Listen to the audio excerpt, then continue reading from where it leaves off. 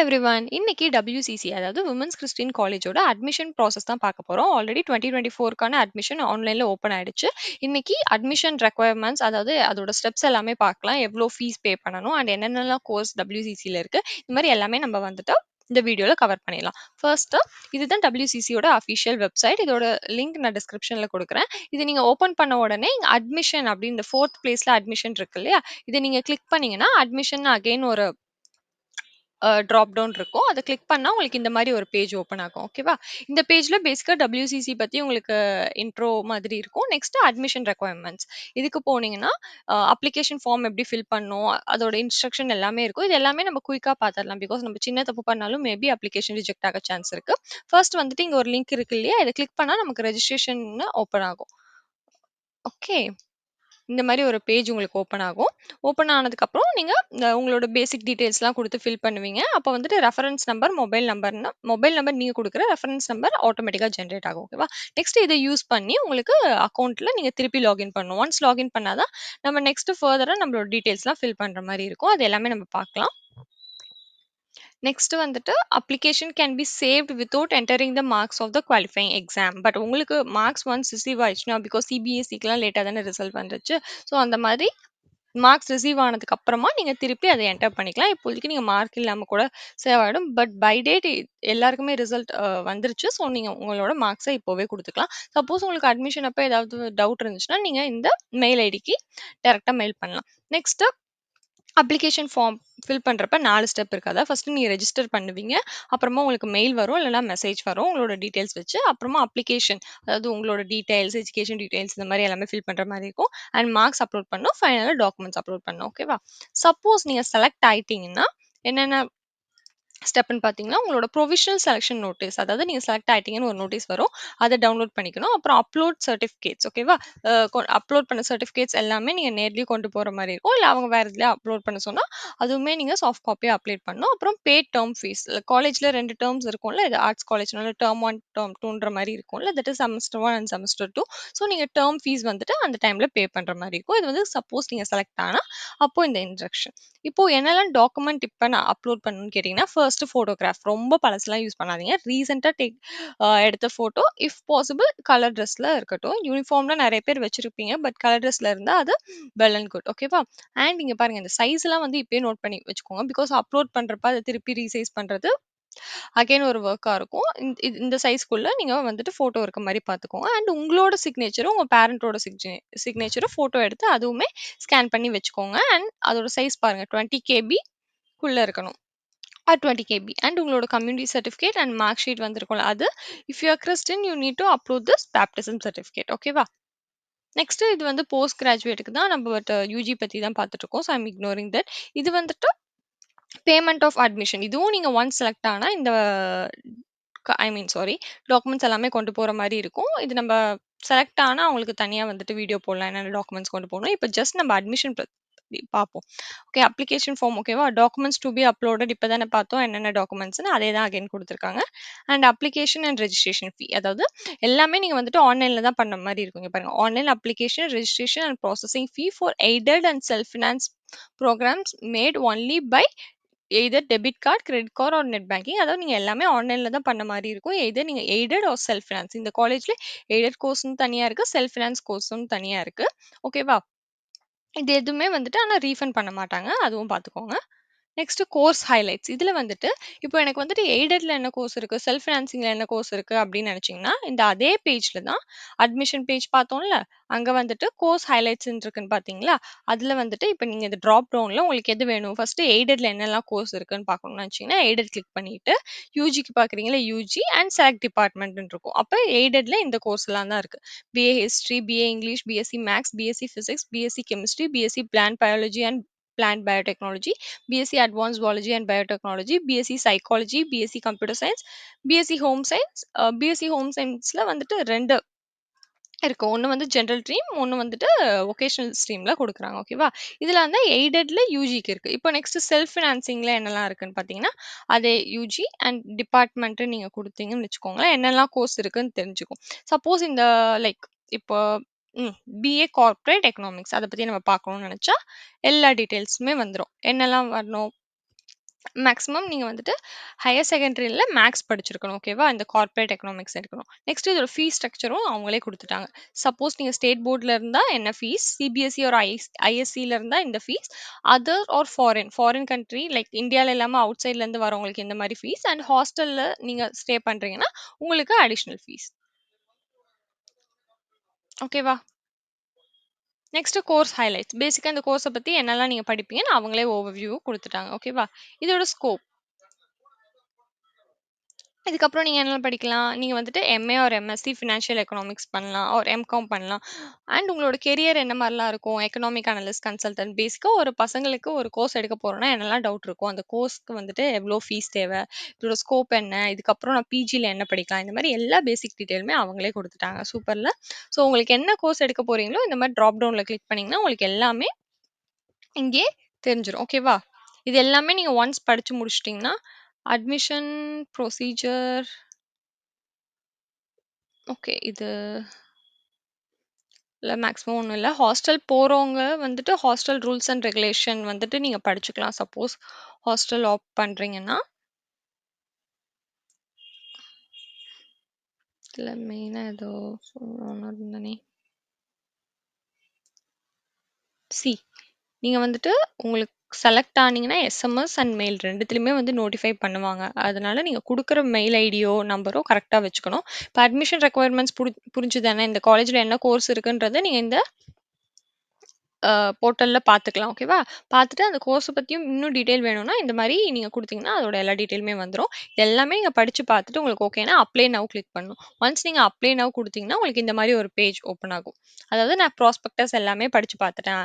So இன்னுமே உங்களுக்கு நெறைய டீட்டெயில்ஸ் வேணும்னா, இங்க பாருங்க. இந்த அட்மிஷன் கீழ ப்ராஸ்பெக்டஸ், ரூல்ஸ் அண்ட் ரெகுலேஷன் எல்லாமே இருக்குல்ல. இது எல்லாமே நீங்க ஒன்ஸ் கோ த்ரூ பண்ணிக்கோங்க. நான் அட்மிஷன் அப்ளிகேஷன் ப்ராசஸ் மட்டும் தான் இங்க மெயினா ஃபோக்கஸ் பண்றேன். ஓகேவா? எல்லாமே படிச்சு பார்த்துட்டீங்கன்னா, நான் படிச்சு பார்த்துட்டேன்னு சொல்லிட்டு ஐ அக்ரி குடுக்கணும். இது நம்ம பார்த்தோம்ல ஆல்ரெடி அப்ளிகேஷன் ஃபார்மோட என்னென்ன ஸ்டெப் அதுதான் இங்க அகைன் சொல்லியிருக்காங்க.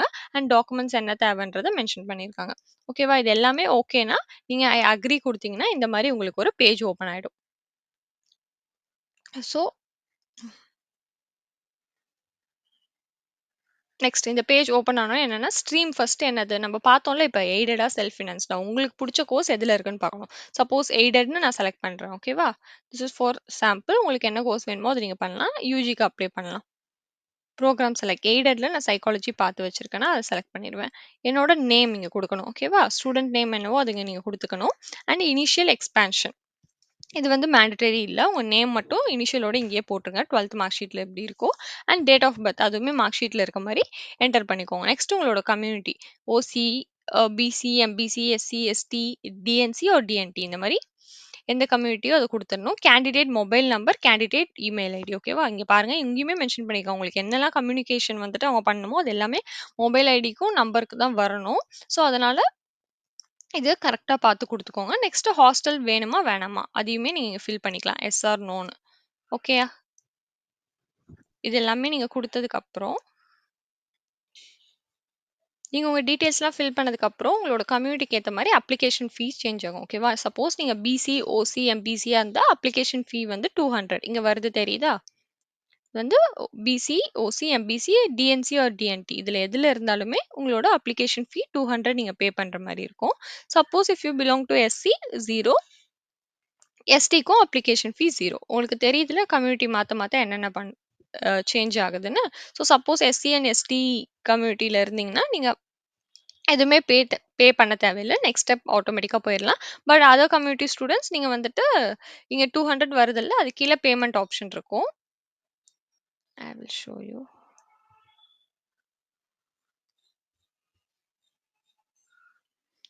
இப்ப வந்துட்டு நான் என்னோட டீட்டெயில்ஸ்லாம் குடுத்து, பேமெண்ட் ஆப்ஷன் குடுத்துருக்கேன். பேமெண்ட் ஆப்ஷன் குடுத்தோனே உங்களுக்கு இந்த மாரி ஒரு பேஜ் ஓப்பன் ஆகும். உங்ககிட்ட ஐஓபி நெட் பேங்கிங் இருந்தா அது வழியா பண்ணலாம்.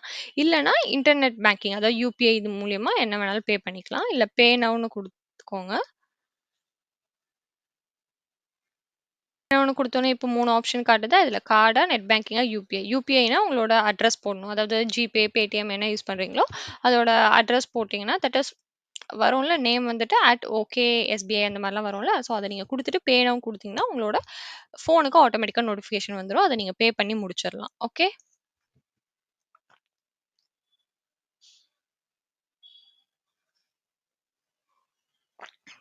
நான் ஃபர்ஸ்ட்டு சொன்ன மாரி எஸ்சி ஆர் எஸ்டியா இருந்தா வந்துட்டு, அப்ளிகேஷன் ஃபீ எதுவுமே இல்ல. மீதி கம்யூனிட்டில சேர்ந்தவங்களுக்கு இப்ப எப்படி அப்ளிகேஷன் ஃபீ பே பண்ணணும்னு பார்த்தாச்சுல்ல.